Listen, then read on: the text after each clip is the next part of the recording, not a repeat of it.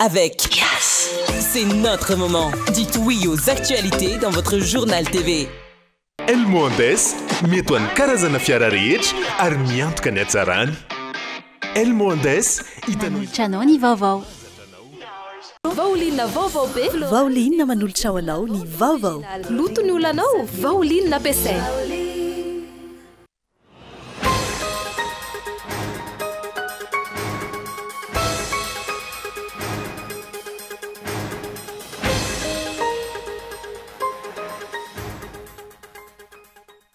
Nisy andeha nampitandro ny filaminana, misy lehibe mitarika, nitondra taratasy milaza fa ahafahana mifidy tao amin'ny commune Ivato Androany nandritry ny fifidianana.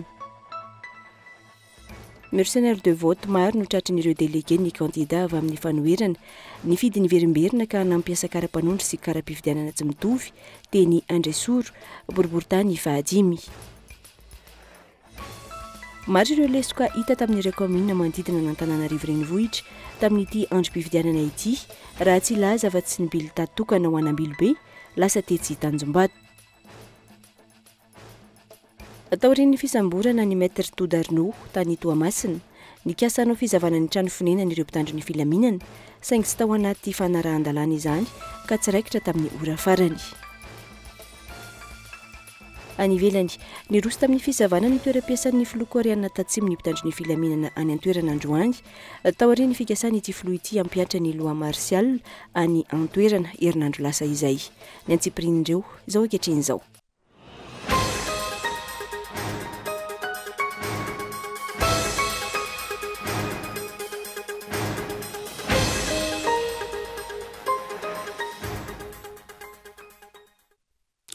Fotoanan'ny fampalalam-bavao eto amin'ny fahita lavitra kolo atena ny araba tomboka lasy tomboka vavy manasa anao avy hatrany anaraka ny antsipirian'izay etỳ am-panombohana dia lanatsin'ny fahatarana no lafiny fanomanana fanombohantsika n'izay vaovao izay iopana betsaka amin'ny tontolo ny fividianana be n-tanàna sy mpanotsain'izay nisy andiana mpitandro ny filaminana misy lehibe mitondra taratasy milaza fa ahafahana mifidy tao amin'ny commune Ivato ny maraina teo, tsy manaiky ny tompony andraikitra tao amin'ny birao Fadatsaham-Bato ka nilaza ny efa nahazo baiko ireo mpitandro ny filaminan'ireo ka tsy maintsy anatanteraka an'izay latsabado izay tamin'ity androany ity. Silarina Sonene.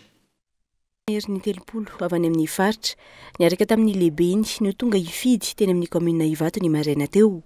Niaraka tamin'ny taratasy fahafahana mandajabato izy ireo ary nilaza ny lehibe nitarika azy fa baiko avy any ambony io fandehanana mandajabato eny Ivato io. Eto amin'ny lycée Ivato dia nisy zavatra fanitranga zany teto aminay, izany hoe nisy andiana tanora ny fahafantaranay azy dia hoe zazavao avy any Ambositra zareo dia hoe hifidy dia izay moa zany amin'ny candidat mpanolontsainanay dia somary gaga zay satria olona mitandahatra lavalava be ilay izy miaraka amin'ny taratasy dia nisy lehibe moa niaraka taminazy dia izany no nametraka fanontaniana hoe inona moa zany antondianareo dia hoe reto ankizy reto izy hifidy dia ozy hoe misy ordonnance ave ao anatin'ny lisy mpifidianana ave dia hoe misy taratasy ozy izy izay avy any amin'ny lehibe ordre le izy dia zareo tonga tamin'ny 2 décembre teto zany hoe vao nivoaka dia affecté eto zany dia hifidy dia zay moa anisan'ny nanohatra satria hoe tsy fifidianana présidentielle izy fa fifidianana be ny tanàna. Ahoana moa zany tokony hifidianan'le olona aty amin'ny toerana misy anay. Tsy anaty lisy mpifidianana no sady tsy ao anatin'ny ordonnance navoaka ny fitsarana ireo andiana mpitandro ny filaminana ireo raha ny fanazavana trany. Tsy ao anatin'ny lisy mpifidianana izy ary tsy manana carte d'électeur izy eto aminay. Tsy manana ordonnance izy fa misy taratasy fotsiny zany ohatrany hoe taratasy origine avy amin'ny lehibe an'zareo dia rehefa avy eo moa dia tonga dia nandray andraikitra avy hatrany dia niantso ny solon-tena-mpanjakana eto amin'ny tanàna misy anay dia nasaina nandeha nakany zareo hoe manana taratasy ve zareo dia nalefa nandeha nakany zareo dia rehefa nandeha nakany zareo dia niverina indray izy avy eo dia hoe hifidy zareo dia mbola niantso ny monsieur délégué hoe aleo aloha fa mbola antan'ny tompon'andraikitra tsara. Dia ny farany moa zany tsy maintsy nandeha zareo satria tsy ao anatin'ny ara-dalàna kosa ny fijerinay an'izany satria misy olona hafa zao izay fantatray koa eto amin'ny manodidina eto izay affecté ato amin'ity lycée ato mihitsy nefa tsy afaka nifidy ato satria tsy misoratra eto amin'ny fokotany sy ny commune misy anay.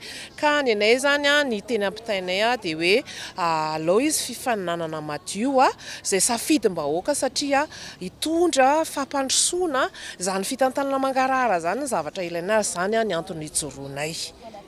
Tsy nanakatra amin'ny farany ny fidianan'ireo mpitandro ny filaminana ireo tompon'andraikitra samihafa atao amin'ny lycée Ivato ka niverin-dalana ireo mpitandro ny filaminana. Nitsikaritra tamin'ity fifidianana ity potehiny lehibeny ny folo alinda malagasy raha ireny zavanitranga ireny.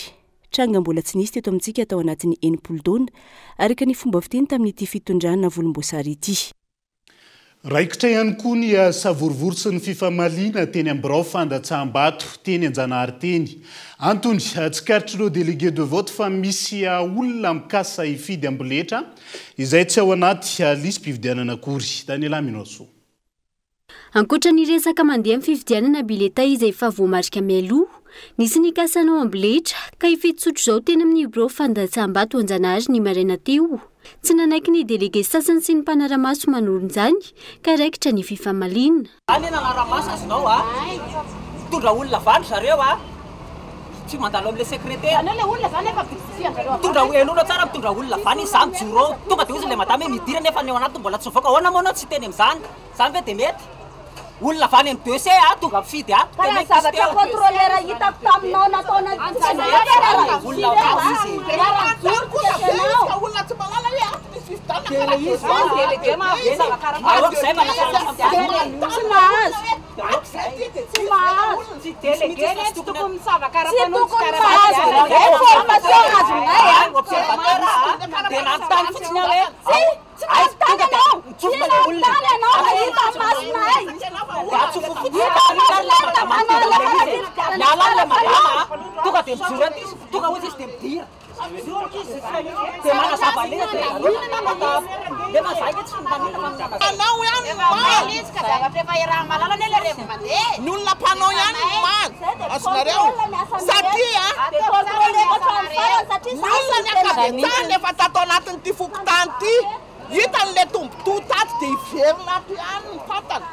Jaloha ranom-baovao azo 10,000 ariary ary tafakatra hatramin'ny 2 ariary ny tambiny alabato atao an'ny olona iray.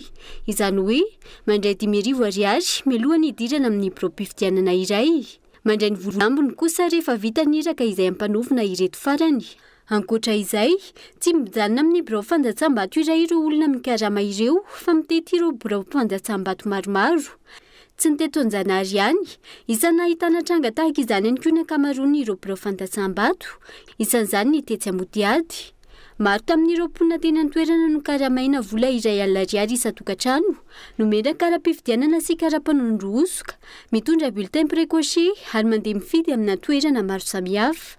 Izay aty Ambodiady amin'izao dia mandeha misy izany ny alabato ety dia manao osoka karta fifidianana izay ety zao dia omena isaka tokantrano dia manome ray alina isaka ny tokantrano ny olona amin'izao ankehitriny izao dia tsy maintsy mifidy dia raha piso lakamisy mizara vary izay olona mifidy rehetra dia mandeha ho any amin'ny gymnase Korondrano maka ny vary rehefa mifidy androany tontolonandro. Maromaro zao no efa nifidy zao amin'izao ankehitriny zao dia efa nitondra an'izany karatra fifidianana osoka zany. Dia nanao kara-panondro osoka nindesina nifidy nomena kara-panondro vaovao daholo. Izaho zao dia mifidy ety Za mifidy ety Ambodiady zao satria no terenay fidy ety Ambodiady. Nifidy teny Fokotany Ambohimanarina, Ambohimandroso. Tokony nifidy indroa androany fa mbola tsy nandeha zao fa izaho zao efa vonona efa andeha hifidy indroa. Ny teny Ivandro ohatra, mpitandro filaminana maromaro izay tsy mponina iny an-toerana, tsy ao anaty lisy mpifidianana iny koa no nasisika hifidy, saingy tsy neken'ny mpanara-maso fifidianana sy ireo delege sasany izany. Raikitra ny fifamaliana teny an-toerana, ka lasa nitsoaka ireo mpitandro filaminana maromaro taorian'izay. Tahaka izay ihany koa ny tetsy Ambodiady, Fokontany Mangarivotra, voalaza fa nandefasana miaramila avy any Moramanga manodidina 700 hifidy eny an-toerana amin'ny alalan'ny ordonnance.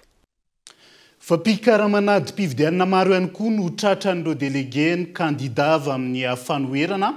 Mifidy miverimberina ka nampiasa karapanondro sy karam-pividianana tsy mitovy teny amina birao mpividianana iray teny Andraisoro boriboritany fahadimy. Raikitra ny savorivory ka niditra antsehatra ny mpitandro ny filaminana nitazona vonjomaika ireo olona voakasika fanadiadina.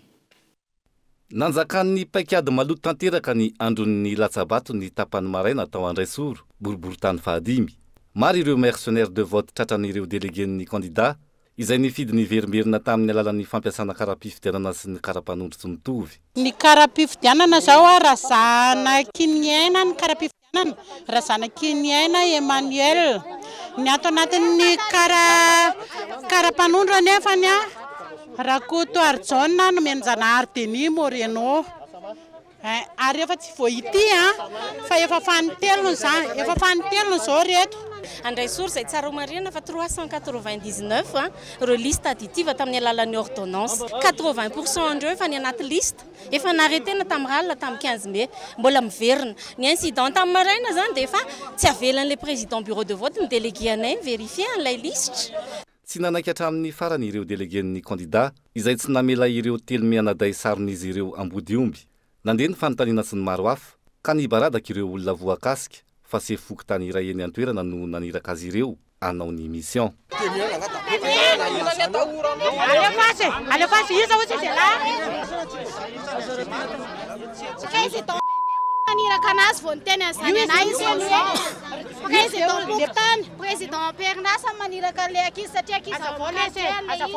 Rehefa niakatra ny maripana, niditra antsehatra ny mpitandro ny filaminana, nitazona vonjomaika ireo olona voakasika. Ankoatra ireo déléguen'ny candidat, nitsangana manoloana ny fanaovana osikankitsirano ihany koa ireo olom-pirenena.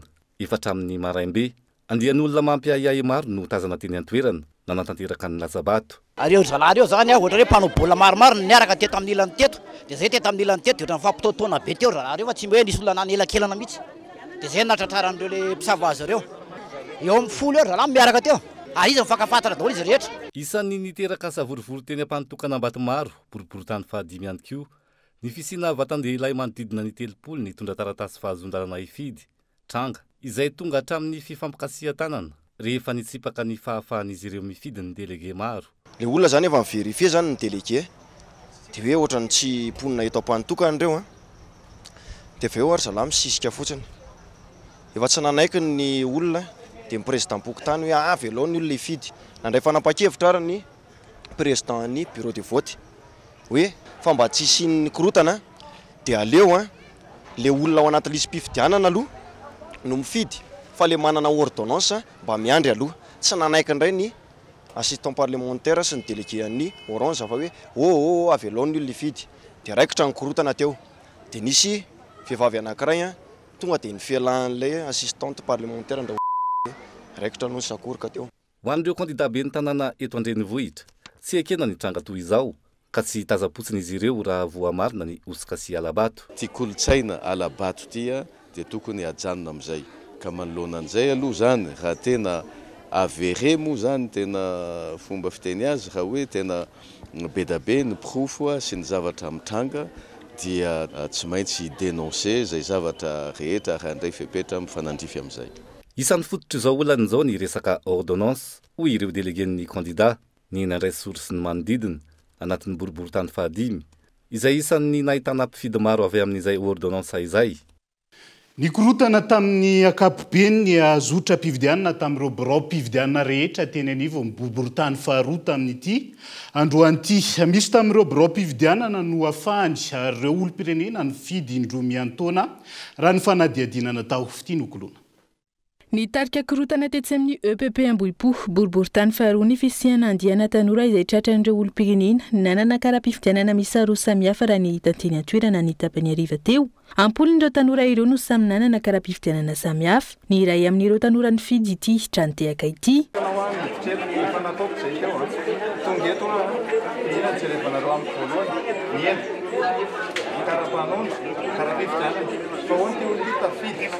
Nefa samy hafa reto.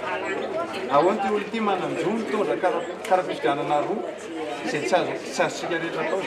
Any a?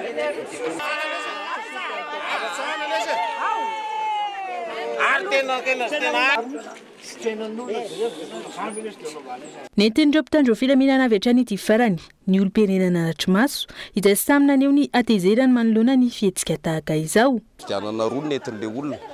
Nefa kara-panondra ray lazainy le izy fa nijandra le kara-pifidianana dia le tena anazy zany a tsy voasony fa le an'le zandra indray ny vidiny tao. Zay ny problema teo. Efa niraisin'le sekretera tao izy.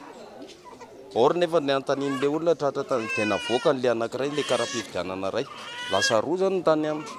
Ankoatra izay, isan'ny tranga hitatahatra tao amin'ny EPP Ambohipo ihany koa ny fisian'ny anarana vita sonia mialoha. Isan'ny aran'izany ty olom-pirenena iray izay avy nifidy saingy efa nisy nanao sonia teo amin'ny anarany.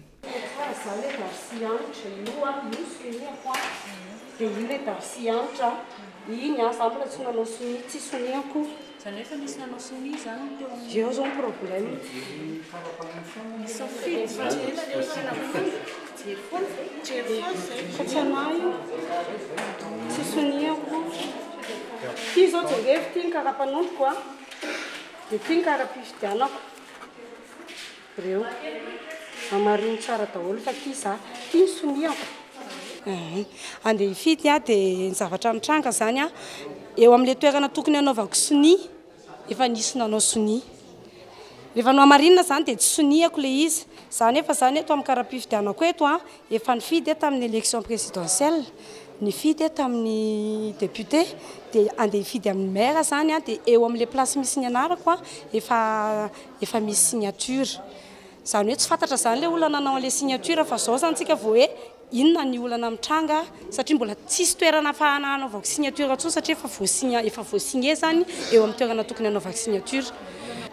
Tamin'ny vérification aloha dia tena hita tokoa fa somary tandrametaka teto amin'ilay fanaovana signature satria ilay nifamadika tena nisy mihitsy. Misy zany zao vita pointage izy eo amin'ny numéro a dia tsy vita signature izy aty amin'ilay fanaovana signature dia misy ndray izy vita signature aty amin'ilay fanaovana signature dia nefa tsisy pointage akory eny amin'ilay fanaovana pointage rehefa natao ilay vérification teo.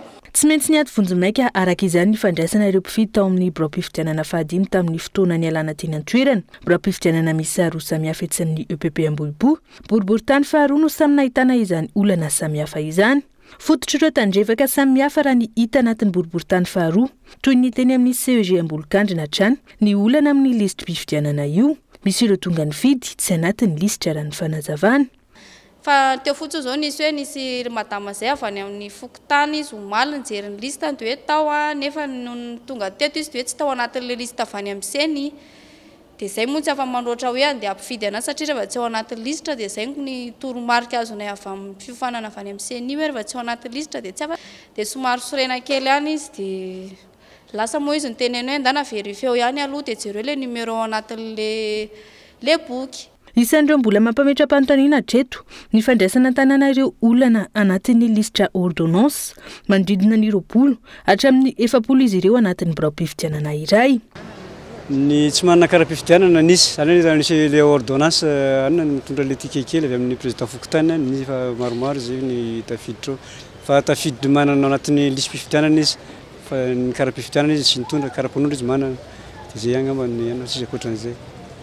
Le ordonnance fahitako anazy tsy nandalo taty amin'ny président izy fa tonga dia manantona ato amin'ny président Fokotany zareo dia avy eo zareo maka ticket dia mitondra le ticket maka ato anatin'ny bureau de vote miaraka amin'ny numéro dia tafiditra ao anatin'ny lisy mpifidianana ny anarany dia afaka fidy izy. Vérifiena liste le ordonnance dia tafiditra ao anatin'ny ao izy dia afaka mifidy izy. Ambany tapa-pitrena amin'ny akabeny tao amin'ny boriboritany faharoa izay nanaovana fanadihadiana ho amin'ny androany. Manodidina ny 100 mahery isaky ny birao-pifidianana amin'ny akabeny no tonga ny fidy mialohany 4 ariva teo ny birao-pifidianana iray izay manodidina ny 700 ireo mpifidy anatin'ny lisitra. Nanefa ny didiny amin'ny maha-olom-pirenena tompony andraikitra azy androany ny kandida ben'ny tanàna Razafinjoelina Tahina.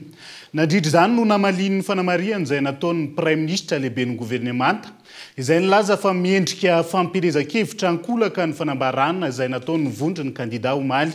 Ankoatr'izay, mahafinaritra hoy ny kandida Tahina Razafinjoelina ny mahita ireo olom-pirenena tonga maro ny fidy ary andrasana ny voka-pividianana ao anatin'izay. Nanefa ny adidiny amin'ny fifidianana ka tonga nandatsabato androany kandida Tahina Razafinjoelina ka nandritra izany sy no namaliny ny fanamariana izay nataon'ny Prime Ministra lehiben'ny governemanta izay nilaza fa tsy manaja ny silence électoral izy ireo tamin'ny fanaovana fandaharana manokana izay natao omaly. Natao fa kandida maromaro faharoa tsy isan'ny resaka fidioa fa nisy aya kosa satria nivoaka faran'le lisitra fanampiny ny ordonnance ary feno atsoina. Taiza nisy an'izany hoe lehilahy Philippe ny anarany dia ny reniny Philippe koa ny anarany. Zavatra mahavariana zany ary tsy mba ray amanarivony. Dia ahoana moa tsy hitenena ny tena amin'izany. Ny sasany misy hoe sady tsisy rainy tsisy reny dia ahoana zany namoahana ny taratasiny. Feno atsoina kosa ilay izy tsy maintsy niteny zahay. Faharoa raha misy kosa fa tena hoe entitra angamby reny fisehoana mialatsiny fa reny fitsabahan'ny fanjakana tamin'ny fampandaniana olona reny efa trano Tomasina nisy hoe amin'ny anaran'ny ray tsaroanareo tsara angambany. Dia tamin'ny farany teo talohan'ny fifidianana mihitsy dia niteny hoe mahaiza mifidy fa izay tsy miaraka amin'ny fanjakana manjary manahirana mba aleo kosa mba samy mifandika izahay tsy niteny mihitsy hoe izy fidiana fa nangataka mangarahary zay amin'ny lafin'ny lista amin'ny ordonnance. Hoe izay kosa mba tsy mety aminay efa feno adsoina saitsaino tsara amin'ny 5,3 alina mivoaka nanodidina ny 2,4 alina 22,000 tena hoe manahirana satria mitovy mifeno adsoina misy vehivavy ray ao miteraka 9 nefa tsisy ray tsy nanambady. Dia ahoana moa no ahafahanay angina dia hoe jery fotsiny vetsika tsy maintsy nijoro amin'iny zay tsy nanao enoy ilay izy tsisy resaka hoe fifidianana. Ankoatra izay, nambatra ny fa marobe ireo endrika fanodikodinana vato izay atao amin'izao fifidianana izao. Entanina hatrany ireo olom-pirenena mba irahina sy anara-maso ny fifidianana raha ny fanazavana hatrany. Isaorana ihany koa ireo olom-pirenena nanefa ny adidiny amin'ny fifidianana. Ny olana moa tena marobe mihitsy ary be da be ny vaovao mandeha. Izy moa misy vaovao ofisialy tsara mihitsy, misy vidéo, misy ohatr'izany, misy tokoa ny tena manahirana. Dia nefa moa amin'ny kandidany tena dia miantso foana ny fiarahamonina, ny fiarahamientana, ny mponina rehetra. Mahafinaritra be mijery an'izao olona marobe tonga etỳ amin'ny birao fandatsaham-bato hitako hoe hafa mihitsy izao, hafa mihitsy. Taitra tokoa ilay olona ary mahatsiaro izay hoe mipasy ihany ilay hafatra ary isaorana ianareo, isaorana isika mpanao gazety nanapita an'ireny hafatra ireny fa na iza olany rehefa taitra tahaka izao ny olona dia mahafinaritra foana mametraka an'ilay valiny, mahafinaritra foana. Ankoatra izay, andrasana araka izany ny voka-pifidianana amin'izao fifidianana izao ary tokony ijoro mahitsy amin'ny fandraisana ireo fitoriana maro samihafa ireo rafitra mandraikitra izany. Ampahany tamin'ny zotra-pifidianana teto Antananarivo sy ny manodidina teto Antananarivo renivohitra ireny fa ho avy eo sika rehefa avy eo mahakasika an'izay zotra-pifidianana tany amin'ny faritra izay fa andaovy antoka vetivety ao anatin'ny fanisam-babo izay natrehan'ny mpanao gazety ny Kolo TV FM teto Antananarivo renivohitra tamin'ity anio ity.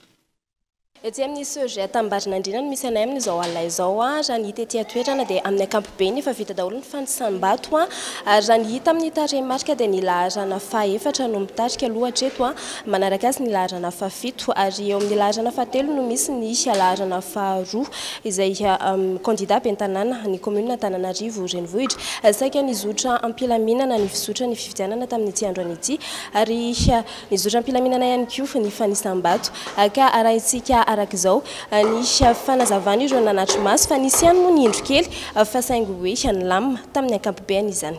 araky ny fizotrany fanisam-bato teto aminay aloha zany dia milamina tsara e satria na ny bureau de vote nanara-dalàna tsara daholo ny tsirairay avy dia hita zany le izy fa tsy hoe tsisy ny fanakorontanana tsisy ny hoe parti avy aty amin'ny gauche na droite fa milamina tsara le izy fa nisy fotoana zany indro kely nisy zavatra nitranga zany teo hoe nisy ny otra kely ny vato taty amin'ny côté ilany taty amin'ny azafady aloha taty amin'ny tany numéro 7 zany lasa niotra anankiray au lieu de 90 zany le izy lasa 91 dia naverina kely zany le fanisam-bato dia teo daholo ny délégué rehetrarehetra ny candidat tsirairay avy dia naverina zany le izy dia naverina le fanisam-bato dia verina normal le izy dia nanaiky daholo zany ny parti rehetrarehetra teo anatin'ny fidy sy ny zavatra rehetrarehetra na tamin'ny bureau vote rehetrarehetra zany teto amin'ny Antanimbarina Andriana dia nanatombony zany ny numéro 4 zany ny tena marina teto amin'ny bureau vote dia manarakaraka azy zany numéro 7 dia numéro 2 dia numéro 6 dia numéro 7 zany faharoa fa numéro 4 voalohany zay zany ny zavatra nisy teto Ety Anosibe no misy anay amin'izao fotoana izao anatin'ny fanisam-bato ora ray sasany teo zay no nanomboan'izay fanisam-bato izay candidat telo amin'ireo candidat eto amin'ny commune Antananarivo renivohitra amin'izao fotoana izao no mifanansana dia nilarana faharoa ny fahaefatra ary ny fahafito misy amin'ireo birao fandatsaham-bato no tsy misy jiro ary dia miaina amina lampe torche no anisana ny vato fa dia misy ihany moa zany ireo manara-maso tsindrira manokana fa atao anatin'ny misy birao fandatsaham-bato iray izay nahitana olona mitondra kara-pifidianana maro be tety Anosibe ary izy ireo no mbola anisany vao nanomboka vao tsy ela akory zay tao anatin'izay fanasam-bato izay ary mbola tsy misy jiro ao anatin'io birao fandatsaham-bato io ary tsikaritra mpanao gazety ety atoerana ihany koa fa misy amin'ireo bileta tokana izay nokosena tamin'ny marqueur fa tsy stylo izay no azo ampitaina avy ety Anosibe ary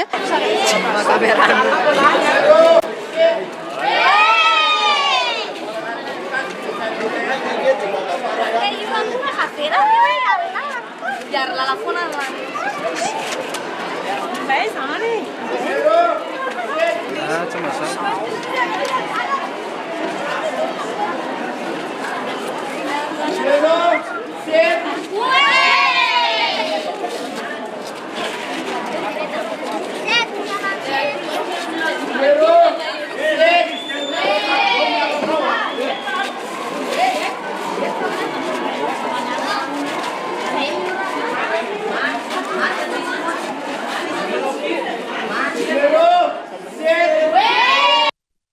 ireny eo anaty aiziny reny koa zany ny fanisam-bato rehefa mbola tsy nisy tao anatiny taona maro hampahany tamin'ny fanisam-bato natria ny mpanao gazety ihany reny tanterina taminao reny fa hoentsika miandalana atao anatin'ny fampalalam-baovao hatrany mahakasika ny fivoarana izay taremarika izay fa maro ireo lesoka hita tamin'ireo commune manodidina an'Antananarivo renivohitra tamin'ity androm-pifidianana ity raha tsy ilaza fa tsy ny bileta tokana ho an'Ambilobe lasa tetsy Tanjombato.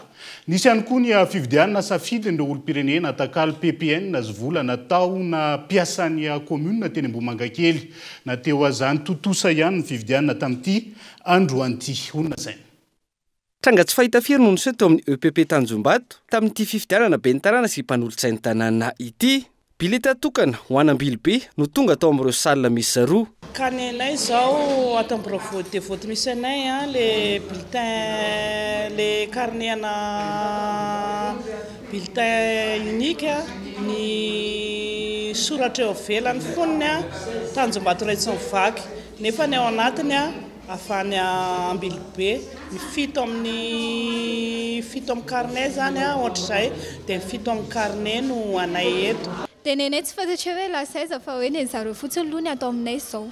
Président Pokotanina indray le solution dia mitondra bulletin avany dia izay tsy fantatra hoe nataony ahoana. Araka izany nanao fanambarana sy ny antso ny andraisana fepetra ireo fondro ny kandida ao amin'ity komuna ity.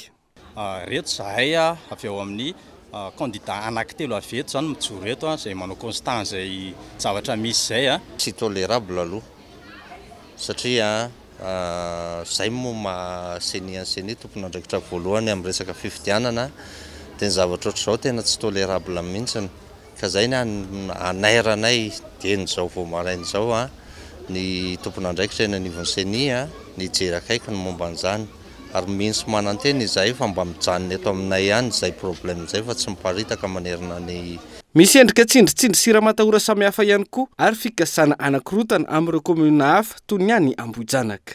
Teto Ambohimangakely azo sary ny vehivavy iray mpiasan'ny komuna mitety fokontany eraky ny elakelan-trano mandresy lahatra ireo mpifidy androtsaka ny vato ho an'ny kandida volomboasary.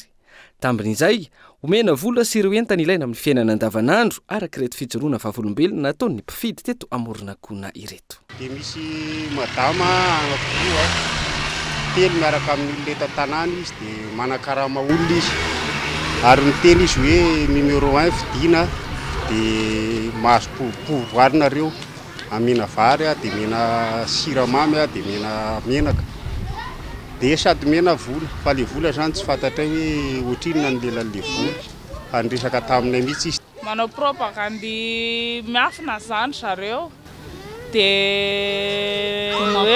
mampirisika ilay olona izy hoe karamaina zany na omena vary sy menaka zay olona mifidy an'ilay numéro 1 dia niteneny zareo. Ao an'ilay bureau de vote izany dia manao baikomona hoe numéro 1 tao baikomona ilay izy. Manao baikomona zareo dia misy mitsikilo konkoa ianao rehefa ery amin'ilay giseky ilay trano fisainana kely ery.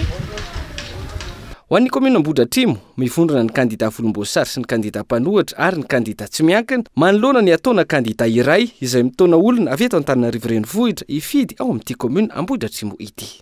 Kandida anankidimy eto Ambohidratrimo. Zahay ireto dia nahita ny fandehan'ny fifidianana eto Ambohidratrimo fa misy tsy milamina. Na fatapatatra fa misy fikonokononana hitondra olona maro be avy any Antananarivo hifidy eto Ambohidratrimo. Dia confirmé le izy tamin'ny maraina tany Ivandry dia tonga taty Ambohidratrimo reo olona reo ary efa anjatony maro be nanatanteraka fifidianana taty. Zay efa nanana profo ny amin'ny fifindrammonina zay mbola poninany fa tsy poniny ety. Akoatrany hoe rehefa tonga teo Ambohidratrimo tapin-tanàna dia tsy fantany akory hoe aiza ny bureau de vote dia hifidianana.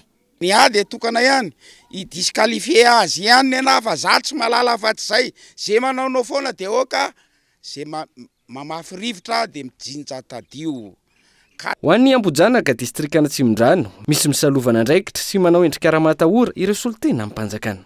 Ny formation azo tany amin'ny resaka délégué mantsy dia hoe ny président fokontany sy ny vice président tsy mahazo manatrika eo.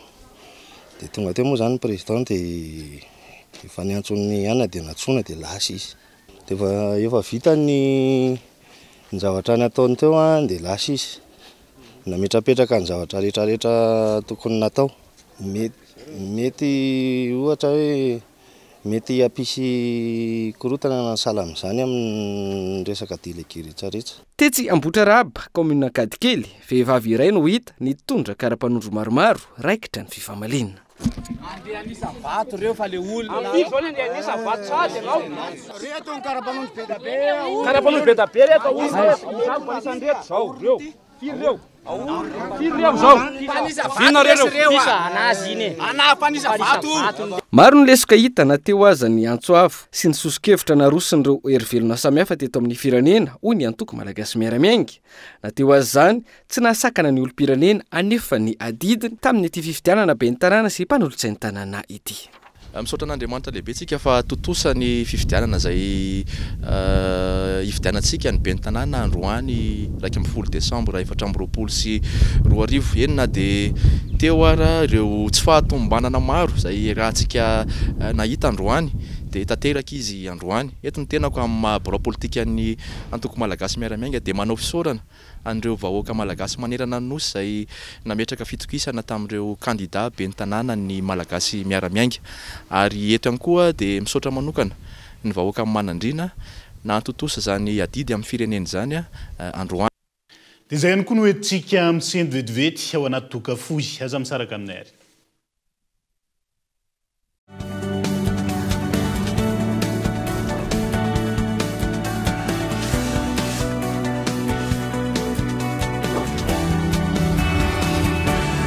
Efa ela nanasako lamba fa ity vovon-tsavony Pauline ity afa mihitsy kely fotsiny ane dia efa ampy e. Way, ary tena mandroatra be malefaka ery lamba tsy mila mikosika be akory sady tsy manimba tana. Pauline 80 formule matanjaka miaro ny loko mampangirana sy manamanitra ny lambanao mandroatra be mahavita lamba betsaka sady manitra. Vaolina anitra vaovao floral sy exotique afaka nadiovana fitaovana fa ihany koa toy ny fiara fitaratra lovia karo. Vaolina vaovao be floral exotique lavande original loto ny olanao vaolina ampiasaina. 25 millions d'ariary be zao ny mahazony voalohany amin'ny tombola ary mbola misy 49 bons d'achat mitetina 26 millions d'ariary. Tongava mandifa zao dia zao ato amin'ny Cosmos ary raha ianao ny ho multimillionnaire. Cosmos, votre partenaire de confiance.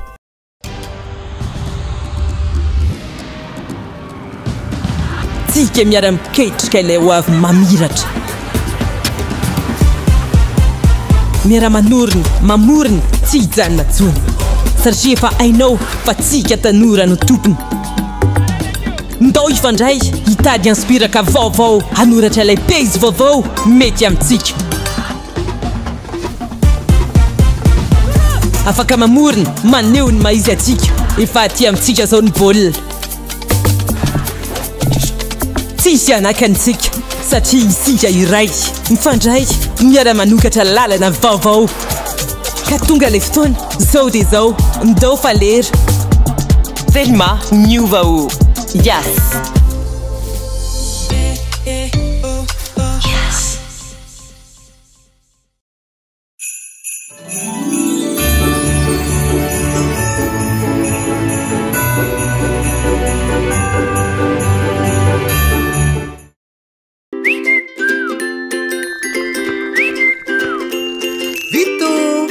Zay na kobaina flash.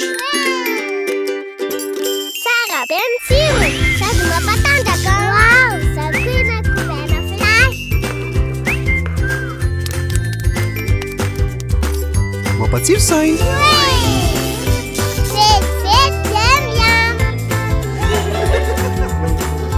Kobaina flash notovona tsoa misy vitamine 10 sira mineraly mifosa iray 10 vita ionio vokatra vavao nutrisance.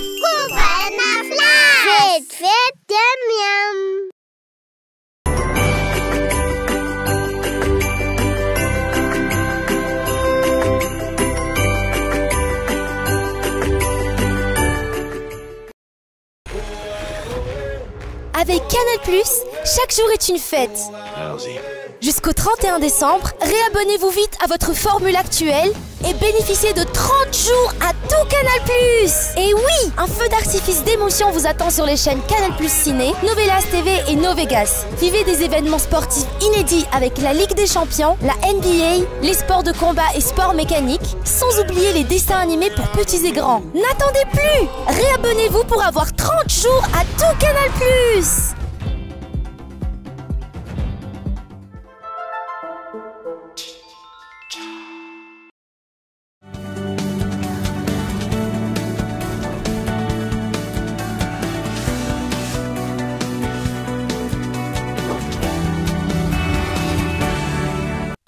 Mamerina ny arabatrany tomboklasia tombovavy tonga soindray atao anatin'ny tapany faharoa amin'ny fampalalam-baovao amin'ity ala ity. Malonindreo tsy fahatombanina sy tsy fanarahan-dalàna tsikaritra nylazany teo anivon'ny seni fa izay voasoratry ny délégué ihany no manan-kery nandritra ny fividianana be ny tanàna azy mpanotsaina teo. Tsy nisy kosa ny fanazavana mikasika ilay tranga teny Tanjombato izay nahitana fa ny lisitra ireo kandida avy any Ambilobe no hita tao anatin'ilay carnet ny bilta tokana Gaëtan Andriatsilavo. Manoloana ireo tsy fatomombanana sy tsy fanarahan-dalana tsikaritra, laza ny eo anivo ny senifa izay voasoratra ny delege ihany no manan-kery. Ataony ao anatin'ny procès verbal dao izay rehetrarehetra ary soniaviny fa raha vao tsy misy sonia koa iny dia manjary tsy manan-kery. Dia ireo direct Facebook reo ataoko hoe tsy dia tsara loatra izy ireny satria tsy hanan-kery reny rehefa eny anivon'ny fitsarana fa izay zavatra soratan'ny delege nitsika kandida ihany no hanan-kery eny anivon'ny fitsarana rehefa tonga fotoana raha ohatra ka isan'izay fifampitoriana izy. Hatrito tsy nisy fanazavana nomeny seni mikasika iletranga tiany Tanjombato izay nahitana fa niletry ny kandida avy any Ambilobe no hita tamin'ilay karne ny bileta tokana. Manoloana ilay resaka ordonnance, laza ny Premier Ministre lehibe ny gouvernemanta fa mananjo hifidy araka ny voalaza ny lalàna ny olom-pirenena. Ny lalàna mifehy fanaovana ordonnance eto firenetsika. Dia ny voaka malagasy tsy azo verizany tsotra zany. Ny voaka malagasy afaka mifidy tokony mena zo hifidy. Ary zay no atosava ataoko voaka malagasy dia ny mba tongavany rehetrarehetra isafidy le fidy. Izay ivona trany, tsy tomombana avokoa ny lisitry mifidy avy amin'ny ordonnance ny voaka. Lisitra no fenofenoana fahatany na nenjehana isa mpifidy ampidirina ao anatin'ny lisam-pifidianana no nataony sinitsy ny fitsarana tamin'ilay ordonnance. Raha ny hita, saika olona tsy fantatra ny rainy na ny reniny na tsy fantatra mihitsy ny ray sy renin'ireo olona nahazo ordonnance ireo. Io ihany koa ny hoe nanarany reniny ihany no anaran'ilay olona nifidy. Io ordonnance io izay isa miteraka olana goavana nandritry ny fifidianana androany ary nahitana taratra ny fanembana ny foloalinda malagasy. Fa nahitana fienana amin'ny akabeny tahampandraisana anjara mpifidy tamin'ity fifidianana ben'ny tanàna sy mpanoditsaina ity, oharina tamin'ny fifidianana kominaly ny taona 2024. Fifidianana izay nanjakany ny tsy fahatombanana sy ny tsy fanarahan-dalàna amin'ny endriny maro araka ny tatitra nataony sampana mpanaramaso ny fifidianana safidy androany. Ny ena ho 2024 isanjato ny tahampandraisana anjarany mpifidy, oharina tamin'ny fifidianana kominaly sy munisipaly tamin'ny taona 2024 izay natratra 2025 isanjato, araka ny tatitra voaray ny sampana mpanaramaso ny fifidianana safidy hatramin'ny tapany maraina teo raha ny mikasika ny fifidianana ben'ny tanàna sy ny mpanolontsaina izay nitanterahana androany. Nanjakany korotana sy ny tsy fahatombanana ity fifidianana ity ary naraisina fitarainana maro ihany koa mikasika ny alabato araka ny tatitra hatrany. Amin'ny akapobeny 2024 isanjato ny tahany fandraisana anjara voaran'ny safidy tamin'ny 20 ora teo, raha 2024 isanjato izany nandritra ny fifidianana kominaly sy munisipaly tamin'ny taona 2024 ary 2025 isanjato nandritra ny fifidianana solombavam-bahoaka farany teo ka azo lazaina fa misy fienana izany. Ny faritra Androy 4 isanjato sy Anosy 4 isanjato no nahatsapana tahampandraisana anjara ambony-drindra, raha ny faritra Diana 5 isanjato sy Boeny 7 isanjato kosa no nahatsapana tahampandraisana anjara ambany indrindra. Tamin'ireo biro-pifidianana misa 4 sy 700 miparitaka manerana ny faritra 13 eto Madagasikara, naray tatitra fanairana misa 500 tamin'ny alalan'ny laharana maitso ny mpanaramaso ny fifidianana safidy. Ireo tranga ireo izay saika mikasika ny fanoitonana ny fafahana mifidy, ny fanetsinam-bato izay niteraka korotana sy ny fanaovana bulletin précoché. Tamin'ny fotoana nanaovana an'izao fanambarana izao dia nahazo tatitra fanairana miisa 500 tamin'ny alalan'ny laharana maitso ny safidy izay nojerena sy noraisina an-tanana teo anivon'ny sampana mpanamora ny fifandraisana centre de veille. Ireo tranga ireo dia mahakasika ny bileta efa voamarika mialoha, ny fanohitohinana ny fahafahana mifidy, izany hoe nisy tamin'ireo mpifidy no tsy hita intsony tao anaty lisam-pifidianana tamin'ity fifidianana kominaly ity. Nisy ihany koa ny fanetsenam-bato izay niteraka korotana. Ny akamaroan'ny tranga voaray dia avy amin'ny faritra Analamanga, Alaotra Mangoro, Sava ary Androy. Na izany aza dia nisy ireo mpifidy navelan'ny Datsabato na dia tsy voasoratra tao anatin'ny lisam-pifidianana sady tsy manana mandat na taratasy fanirahana nefa navela hifidy tany amin'ny raha isanjato ny biro-pifidianana raha imaso. ivoaka ny sabotsy ho avy zao ny fanambarana savaranando momba ny fanaraha-maso nataony sampana mpanara-maso ny fifidianana safidy momba ity fifidianana communal sy municipal ity. Ako ny fividianan'izay trano fa hiazo antoa masina vetivetsika taorian'ny fisamborana ny maître Tody Arnaud nkasisanao fisavana ny trano fonena ny atoandro teo ireo mpitandro ny filaminana saingy tsy tao anatin'ny fanarahan-dalàna ny fikasan'izy ireo anatanteraka ny baiko ka tsy raikitra tamin'ny ora farany Erinora zafa manana kolo toa masina. Manodidina ny tamin'ny 12 rantoandro nahazo baiko anao fisavana ny trano fonena ny maître Tody Arnaud tao Analakninina hôpital be ireo mpitandro filaminana nahitana polisy sy zandary. Tsy nanaiky ny anatanterahana ny fisavana ny mpiandry trano noho ny tsy fisian'ny taratasy fahazoandalana mazava avy amin'ny fitsarana. Nilaza moa ireo mpisolo vava tonga nanotrana teny atoerana fa mbola tafiditra ao anatiny tsy fanaran-dalàna izao tranga izao. Fahazoandalana anao fisavana trano tamin'ny alalan'ny SMS no naseho ny tompon'andraikitra azy ireo izay tsy azo ekena velively. Tamin'ny teo zany efa saika nomboka ny famotorana dia nantsona tany zany izay mpisolo vava anatrika n'le famotorana. Dia teo amin'ny fiampondohan'le izy zany nanapa-kevitra zareo mpanao famotorana polisy gendarme tambatra io zany hoe andeha anao perquisition. Dia nampatsahivonay moa zany fa voalohany indrindra tsy misy ny taratasy ara-dalàna ahafahana manenjika an'le mpisolo vava. Dia faharoa le mandat de perquisition naseho an'ilay tompon'andraikitra tato amin'ny mpanao famotorana zany dia message SMS téléphonique izay tsy endrika ara-dalàna na mandat de perquisition.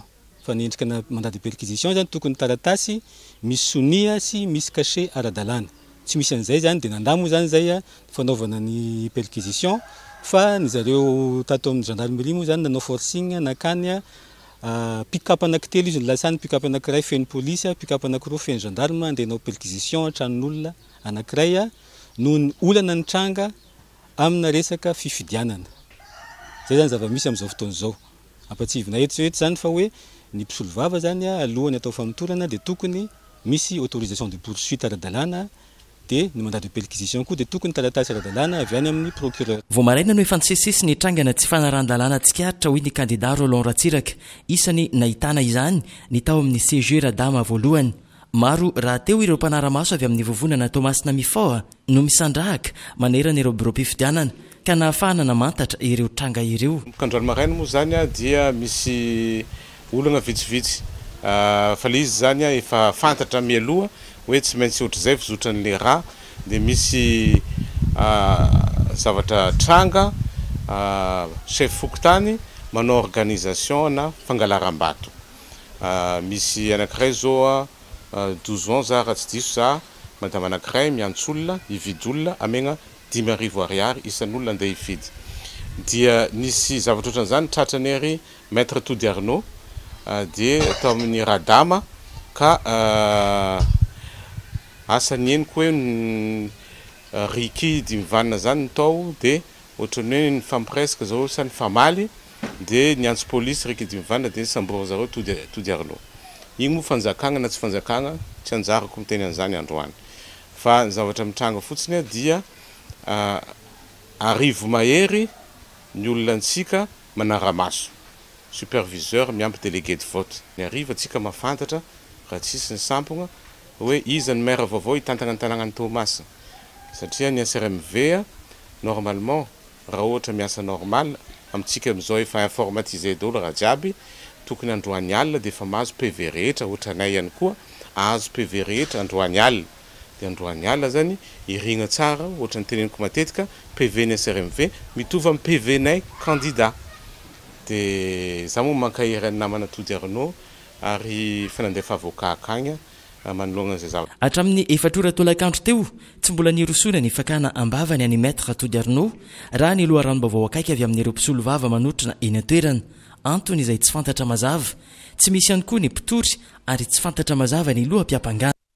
Hotateritsika miandalana atao anatin'ny fampahalalam-baovao hatrany mahakasika an'izay raharaha mahavoasaringotra ny mpisolo vava Tody Arnaud zay.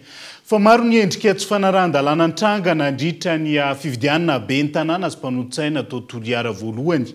Toy ihany koa ny fividianana safidim-bahoaka tamin'ny alalana tike azahoana varozy volana ambazan'ireo izay hifidy ny candidat volomboasary. raha ny fizotrany fifidianana be ny tanàna tato amin'ny commune ambonivohitra Toliara dia saika tamin'ny enora sasany maraina no nisokatra ny birao fandatsaham-bato raha toka tamin'ny 7 ora no nanomboka ny fifidianana tamina birao mpifidianana maromaro. Ho an'ny tapany maraina teo dia vitsy ireo olona tonga nifidy ary ny vehivavy no marisika tonga nifidy tamin'ity fifidianana ity.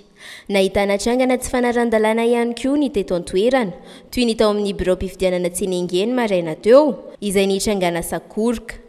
Olona iray no tratra nitondra tike azona vary sy vola anambazana olona rehefa avy mifidy ny kandida avy amin'ny volomboasary. Fa naheno sotrombesaka zay fa maro taratasy tike misy sariny Behaja numéro 4 ka defa nailo zay sy ny ekipa anay tato anaty fokotany nanaraka an'ireo ekipa an'ireo inona tokoa moa fa tsatsa ary tena tsatsa bodondry ireo miaraka amin'ny kase niady joint chef fokotany vaovao izay noteneny fandrakana mihitsy nitsatsa nitondra ity ny kotampinetindreo feno kase feno tikeny Behaja sy kase ny chef fokotany.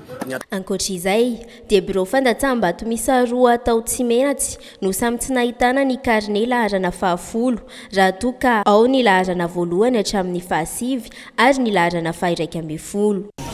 Zava-misy eto dia misy anatin'ny bureau de vote ato amin'ny EPP Tsimenatsy première est, bureau de vote numéro 3 sy bureau de vote numéro 1 misy paquet de carnet zany mitondra laharana voalohany, misy paquet carnet mitondra laharana faharoa ka any amin'ny laharana 10 zany no tsy hita ao anatin'ny bureau de vote numéro 3 sy bureau de vote numéro 1 ka avy atrany dia mitsamboko na any amin'ny laharana faharaka amin'ny 10 io carnet io zany. Bulletin précoché io koa no nitranga tao amin'ny birao mpifidianana tao Betany io tolakandro io. Misy vehivavy mitondra bulletin précoché anaky 5 izay anananay profo. Tena loza dia zao io président fokotany ity bureau de vote izay misy anay ity zany eto Betany Antanambao dia miraitsy kombakomba amin'ireo olo ireo izany hoe manohana ny candidat mpanjakana satria ireo mariky fa ireo bulletin précoché ireo dia précoché amin'ny numéro 4 mila manjay fepetra aingana dia aingana ny seni satria flagrant délit manantena zahay fahanjay anjaikitra amin'ny tena tokony ho izy ary aingana ny seni. Araka izany dia manantena ny fandraisana andraikitry ny CNI ny olom-pirenena amin'izao toedraraha izao.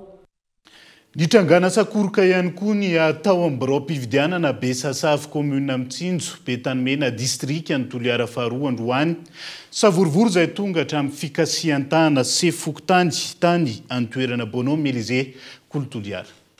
Karam-panondrom-pirenena tsy ara-dalàna misa folo mahery no saro ny mpikambana misahana ny birao mpifidianana eto anivo ny ivotoeram-pifidianana Besasavy ny maraina teo. Nisy amin'ireo andian'olona ireo no nikasitanana se fokotany raha ny fanazavana voaray. Raha nisy tato maromaro karaha tsy tsatsinay zay karaha tsy fosika toa dia fanamianay gendarme reo zany misy karaha tsy limy zay tsatsinay fanamianay sefroany zay fanandeha sefroany kety olona ndraiky karaha tsy sandikirety toa. Nisy olo nifidika tamin'ny zoloara ao dia ho naka sary fa tsatsy fa mbola tsy nahazo sary izy fa vomamako telefône natokosonao izy tratranay dia nalanay telefône fe nalaminay miaraka président fokotany olobe dia naverina amina aloha telefône fa meo azy tsy afokotany dia nomena azy le telefône. Misy karatra karapanondro entile mpianatra bakany dafa sy nava le karatsy vaovao tsy misy délibéra tsy misy ifidy abodongero zalahy dia nitazony sy fokotany aty ivelany fa mbo tsy tafidy sana anaty dia iny zany tsy nitiady fomba azy direct vinango ny président fokotany. Ankoatr'izay misy anaran'olona sasany ao anaty lisitra no efa vita sonia mialoha nefa tsy mbola tonga nifidy ny tompony raha ny zava-misy teto amin'ny birao mpifidianana salle 3. Misy olo mbo tsy avy nifidy nefa nisonia ty numéro ny anarany dia raika avao koa misy olo mbo tsy avy nefa fa nisy nanao sonia nefa misy secrétaire eo amin'io le boky zay le rantsanga tamin'ny bureau de vote salle 3. Tsy manara-dalàna zay satria tsy manaraka ny tokony ho izy. Nohon'izay fisehonjara dia misy akorokoro anatiny ao satria misy hatrapana fa mitanila ireo zay délégué mpanjakana zay tendre fanjakana reo zany mitanila satria reo no nampetraran'izay amin'ny resaka sekretariat zay nefa zay ndrahantsana amin'ny ankapobeny ny lamina ny fizotrany fifidianana tety Besasavy tamin'ny nora maraina ny sokatra avokoa ny bureau fifidianana rehetra ary tamin'ny fitora vao nanomboka ny fifidianana. Ny savorivory ihany koa ny zotra-pifidianana atao mahajanga voalohany raha ny zava-misy ny kandida ben'ny tanàna Rivo Rakotovao na izany aza tsy tokony iseho amin'ny fifidianana ny endrika herisetra toy ny tranga teo amina kandida sy ny solombavam-bahoaka iray. Anja Robert Kolomajanga. Zavatra niseho teo zany zay délégué de vote tonga teo zany député Afakandro dia niantso délégué de vote nisy nivoaka tokotany misy consigne osy izy dia efatra reo mivoaka teo resaka taminazy dia nisy madama zay avy any tsangana tato afara tato dia nanontany izy iza moa anao aza osy superviseur mila teo anao aiza osy badinao badiko izy amin'ny posiko dia anao osy miala teo tsy heno resaka anay dia tsy haiko manangina amin'izay miala dia tafarana amin'izay zany tsy hitako tsony le tato ambadika. Iza le olo bomenasy iza. Iza le olo bomenasy iza. Iza le olo bomenasy. Anao ino anao.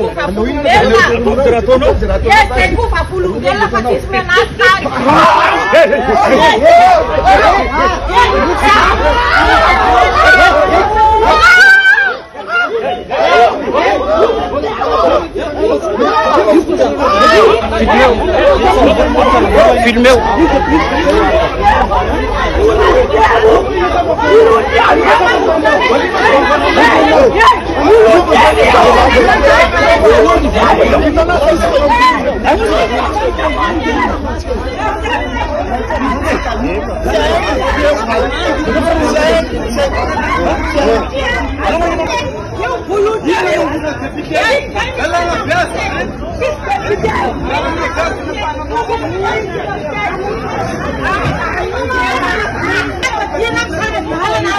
Toy ireny ny zava-misy tamin'ny bureau fandatsaham-bato ny EPP Amborovy Mahajanga tokony tamin'ny sivora sasany maraina teo kandida ben'ny tanàna avy amin'ny antoko Irmar sy ny solombavam-bahoaka no nifamaly ka niteraka sakoroka taorian'izay dia nosambory ny mpitandro ny filaminana nateny amin'ny CEG Charles Renel ny solombavam-bahoaka tsy tokony iseho amin'ny fifidianana ny herisetra toy izao raha ny nambarana Andriamato Rivo Rakotovao kandida ben'ny tanàna atao anatin'ny distrika ny Mahajanga voalohany.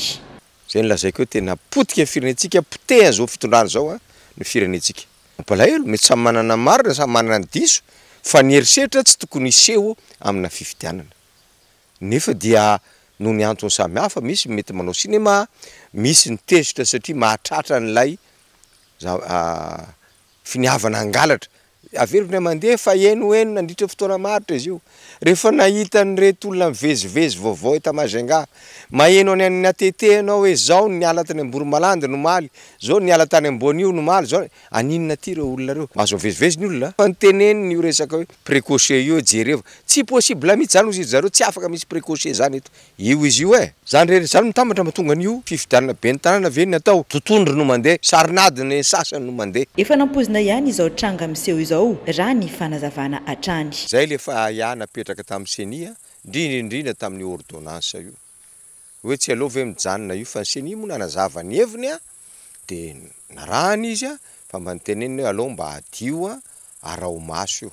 Nefa efa ho 2 arivo mahery no navoaka ny tribunaly. Inona zany ny pièce namoahan'ny tribunaly anireo zavatra reo. Zava-doza ny izy zany tena zava-doza fetrentsika fotsiny ohatrany hoe sinema anty fifidianana ty. Zay lazaiko hoe tena potika firenetsika poteha zao fitondrana zao ny firenetsika. Ordonnance manodidina ny 2 arivo no nanampiana tamin'ireo olom-pirenena mahery ny 5 arivo sy 3 alina sy 1 hetsy efa voasoratra anarina ao anatin'ny lisy mpifidianana ho an'ny distrika ny Mahajanga voalohany. Araka izany raha ny loharanom-baovao hatrany dia azo lazaina ho fifidianana tsy misy fangararana tanteraka ity fifidianana tato anatin'ny distrika ny Mahajanga voalohany ity. Ao anatin'izay tontolo ny fifidianan'izay hatrany fa hiazo ny faritra Vakinankaratra vetivetsika Ambanin'ny tapavitrehandreo mpifidy raha ny fizotry ny fividianana ben'ny tanàna azy mpanotsaina ho an'ny tapany ariva teo tao amin'ny distrika n'Antsirabe voalohany. Mandidina ny 300 ireo olona no tonga ny fidy tany an-toerana ary nisy tamin'ireo birao mpividianana no nanana olana teo amin'ny resaka fampitaovana toy ny tsy fisian'ireo fitaovana ho an'ireo olona manana fahasembanana ara-pahitana izay tonga maro na nefa ny adidiny ihany koa tamin'ity androany ity. Raha fizotry fividianana ben'ny tanàna sy mpanolotsain'ny tanàna raha ho an'ny tapakandro ariva indray ho an'ny teto amin'ny faritry vakinankaratra manokana atao anatin'ny distrika n'Antsirabe voalohany dia tsy karatra nandritra fotoana nandalovanay mpanao gazety tena nivon'ireo birao fandatsaham-bato izay miisa 900 teto Antsirabe fa mbola ambany ny tapavitrian'ireo mpifidy izay manodidina ny 520 ka hatramin'ny 300 eo raha ny fanazavana azo avy amin'ireo tompon'andraikitra teo anivon'ireo birao mpividianana toy ny teto amin'ny fokotany Bemasoandro Ambalakisoa sy ny fokotany Mahafaly. Hatreto aloha zany fahitana fividianana dia mandeha normal tsara. Nindrikely somary vitsivitsy le tapavitrian'le olona tonga mifidy hatreto manodidididina ny eo amin'ny 300 zao no tonga mifidy tamin'ny 12 teo. Fa raha nitsapa sy nijerena amin'izao ny statistika dia somary latsaka ilay izy par rapport tamin'ny députation. Nefa mizotra tsara fa ny hatramin'izao tsika zao zany aloha mbola eo amin'ny 25% io 520 tonga mifidy. Voasoratra anaty lista aloha zany zao 652 250 dia mbola lavitra satria ny tonga mifidy tamin'izay 320 ohatra marifiriva tamin'ny maraina izy aloha navitrika be. Tapavitriana zany hatramin'izao aloha dia tamin'ny roa latsaka fefany teo zany ny total ny fidy dia 12 sy 200 eo amin'ny salanisa 320 eo. Fijery azy ohatra nisaky ny misy fividiana aloha dia hoe eo ihany fa manomboka afaka fotoana fo eo dia eo zany le fandehanan'ny olona tena mirotsaka amin'izay satria efa folafolaka kely ny andro. Raha amin'ny birao fandatsaham-bato teto amin'ny fokotany Miaramasoandro indray dia nanana olana teo amin'ny lafin'ny fandraisan'ireo olona manana fahasembanana ara-pahitana ireo tompon'andraikitra teo anivony ity birao fandatsaham-bato ity. Tsy nisy ny fitaovana na mibiray izay fampiasan'ireo olona manana fahasembanana ara-pahitana rehefa nefa ny adidiny izy ireo raha ny fanazavana azo avy amin'ny lehibe pokotany. Nisy tamin'ireo birao mpividianana maromaro teto Antsirabe ihany koa no nanana olana teo amin'ny lafin'ny fampitaovana toy ny tsy fisian'ny herinaratra na dia efa misy aza ny lampy izay no medicine. Ny tapa maraina aloha nirindra tsara ihany amin'ny ankapobeny fa indro kely le bray an'le olona le sembana ara-pahitana moa fiteny azy.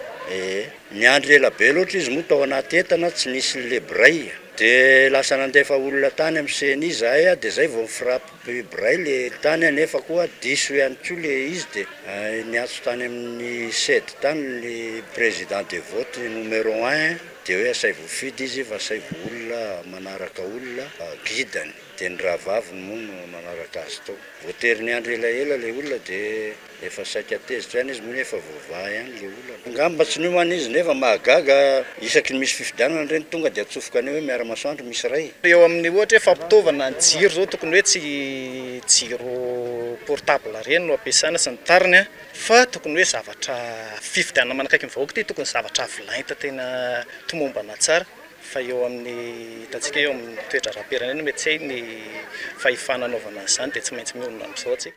Amin'izao ora sy fotoana izao dia ao anatin'ny fotoana fanosam-bato tanteraka ireo tompon'andraikitra eny anivon'ireo birao mpividianana rehetra ho an'ny eto amin'ny distrika n'Antsirabe voalohany atao anatin'ny faritry vakinankaratra ary andrasana araka izany ny mety ho voka mpividianana vonjomaiky izay avoakan'ny seny.